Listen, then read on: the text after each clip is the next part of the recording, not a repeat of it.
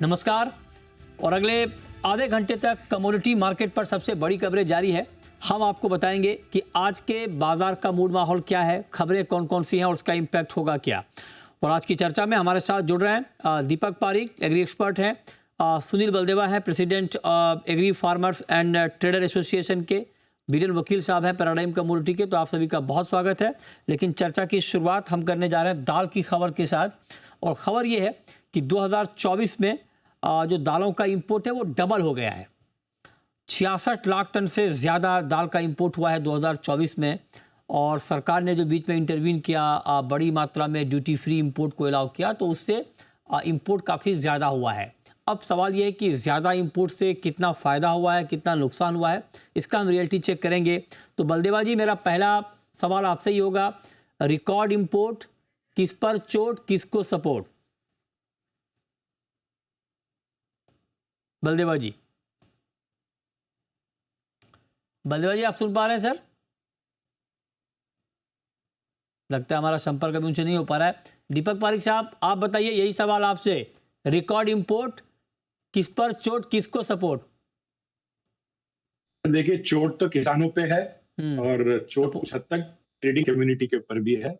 और सपोर्ट मिल रहा है हमारे जो विदेशी किसान हैं, उनको बहुत अच्छा सपोर्ट मिल रहा है। अगर आप मसूर की बात करते हैं तो विदेश के किसानों ने 63 से 64 रुपए INR में कन्वर्ट करें तो उनको इतना मिला। और आज हमारे किसान जो हैं उनको 55, 56, 57 रुपए मिलने में भी मुश्किल हो रही है।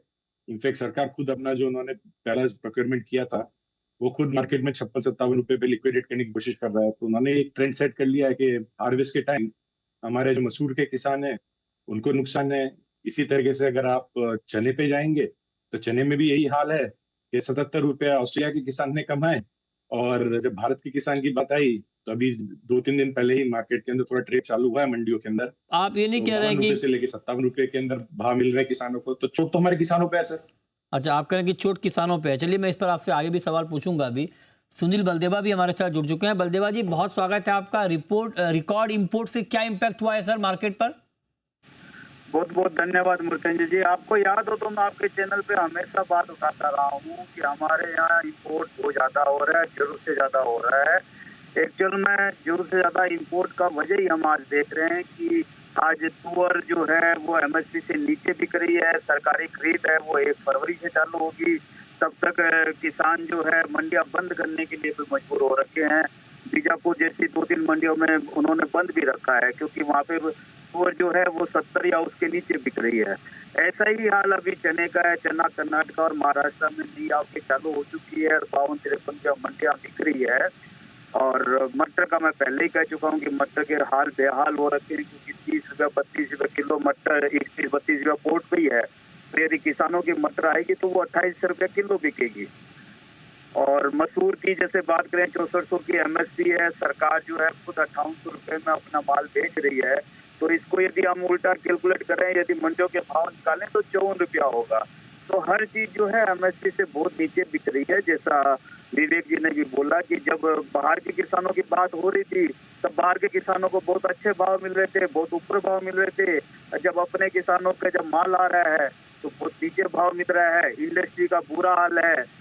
जिन्होंने सरकार की पॉलिसी पे विश्वास करते हुए इंपोर्ट कर लिया था, आज उन्हें इंपोर्टर का माल ही नहीं बिक रहा है। आज मटर उन्होंने 40 रुपए में इंपोर्ट करी और 32 रुपए में माल नहीं बिक रहा है।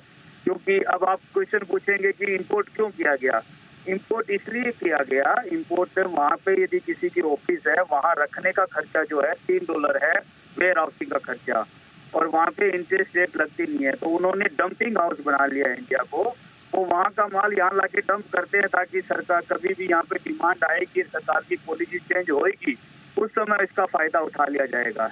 लेकिन इसका खामियाजा हमारे किसानों को भुगतना पड़ेगा। और 2-3-4 महीने जो बहुतायत है मालों की, अच्छा, उसमें उनको MSP नहीं मिल पाएगी। MSP क्या, MSP से बहुत नीचे उनको माल बेचना पड़ेगा। अच्छा, आप कह रहे हैं कि MSP नहीं मिल पाएगी। लेकिन एक बात दीपक साहब, मैं आपसे पूछना चाह रहा हूँ।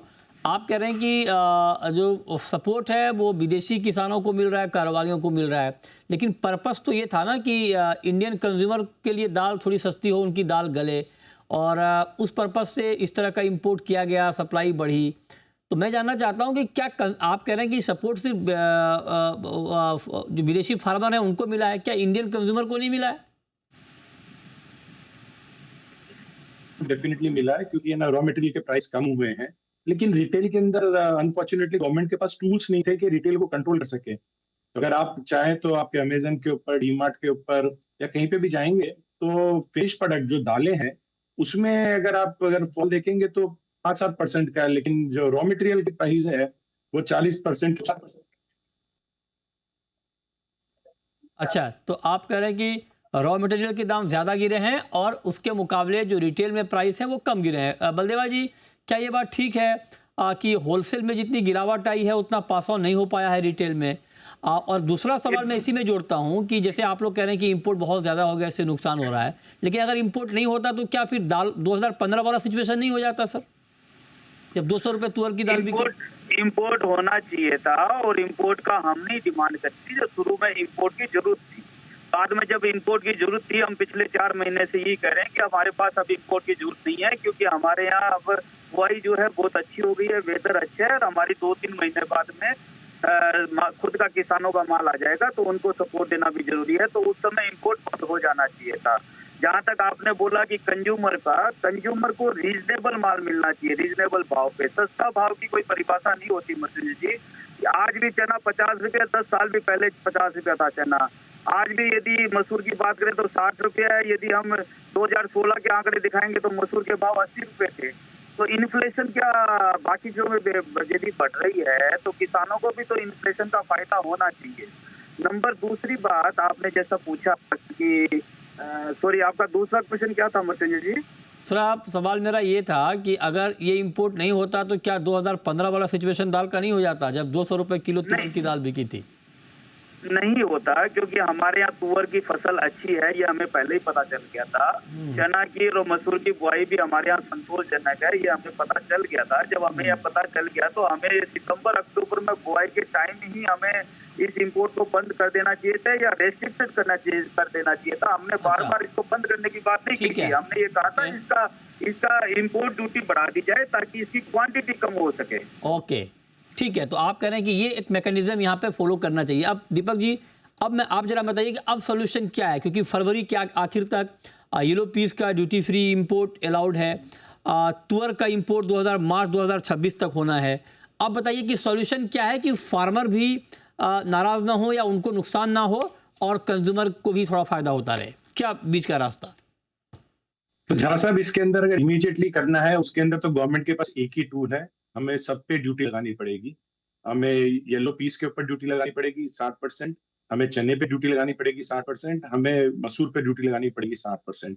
और जहां तक तुअर और उड़द की बात है, बिकॉज हमारे वहाँ पे एकदम थोड़ी कमी रहती है, तो उसके ऊपर भी 30% ड्यूटी लगाने की जरूरत है। लॉन्ग टर्म में गवर्नमेंट को एक पॉलिसी बनानी चाहिए कि जब हमारा हार्वेस्ट सीजन चालू होता है तब इमीडिएटली 3 महीने के लिए, 4 महीने के लिए जितना भी इंपोर्ट है उसको बैन कर देना चाहिए, जिससे हमारे जब किसान माल लेके आए तो उन्हें इंपोर्टेड सस्ते माल से कम्पीट नहीं करना चाहिए। और अगर आप देखेंगे तो येलो पीस के अंदर सबसे ज्यादा उसके कारण समस्या हुई है। करीब करीब 30 लाख टन जितना माल आ जाएगा, और जितना हमारा डिमांड है, अगर लास्ट 2 साल का देखेंगे तो 8-9 लाख जितना डिमांड है। तो वो जो है वो सब जगह प्राइसेस को बहुत इम्पैक्ट कर रहा है। तो येलो पीस तो इमीडिएटली उसके ऊपर ड्यूटी के थ्रू या MIP के थ्रू या दूसरे जो भी टूल्स है गवर्नमेंट के पास, रिस्ट्रिक्शन लाना बहुत जरूरी है। ओके, ठीक है। तो ये महत्वपूर्ण सुझाव है। बहुत शुक्रिया दीपक पारीक जी आपका और सुनील बलदेवा जी आपका हमारे साथ आज की इस खास चर्चा में जुड़ने के लिए, बताने के लिए कि किस तरह का मैकेनिज्म यहाँ पर होना चाहिए ताकि ये सबके लिए एक बेहतर साबित हो। चलिए आगे बढ़ते हैं और अगली कमोडिटी का रुख करेंगे, लेकिन उससे पहले जी बिजनेस के दर्शकों को हम बता दें कि आपका पसंदीदा बिजनेस चैनल ने एक बार फिर से नया कीर्तिमान स्थापित किया है और जो ताज़ा TRP के आंकड़े आए हैं उसमें 89%, 89% मार्केट शेयर मार्केट ओपनिंग के दौरान जी बिजनेस का है। 11% में बाकी सारे चैनल शामिल हैं, चाहे वो हिंदी हो चाहे वो इंग्लिश हो।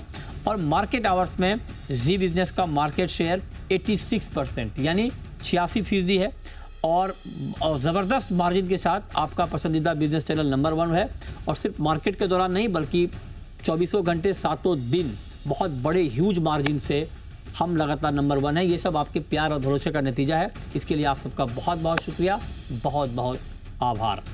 अब बीरेन जी जरा बताइए सर, गोल्ड आज फिर से ऑल टाइम हाई पर है, 81,128 आज का ये गोल्ड का ऑल टाइम हाई है, क्या करना चाहिए सर? फेड ने रेट कट तो नहीं किया, साथ ही वेट फॉर लॉन्गर, यानी अभी कोई जल्दी में नहीं है ऐसा भी संकेत दिया। बाजार शायद बजट में कोई मामूली ड्यूटी हाइक को फैक्टर इन कर रहा है शायद। तो जैसे कल भी मैंने कहा था कि यहाँ से मैं 400-500 रुपये की गुंजाइश देख रहा हूँ।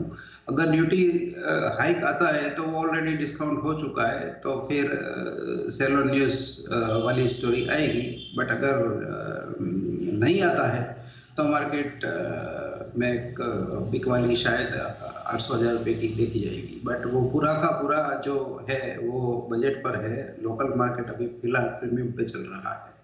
अच्छा, तो आप कह रहे हैं कि पूरी नज़र अब बजट पे है कि वहाँ पर क्या होता है ड्यूटी को लेकर, और उसके बाद मार्केट पर कोई अलग तरीके का इम्पैक्ट आपको दिखेगा। लेकिन ऑल टाइम हाई मार्केट ने आज भी गोल्ड का टच किया है, इस पर आपकी नज़र होनी चाहिए। चांदी पर आपका व्यू सर, बीरेन जी?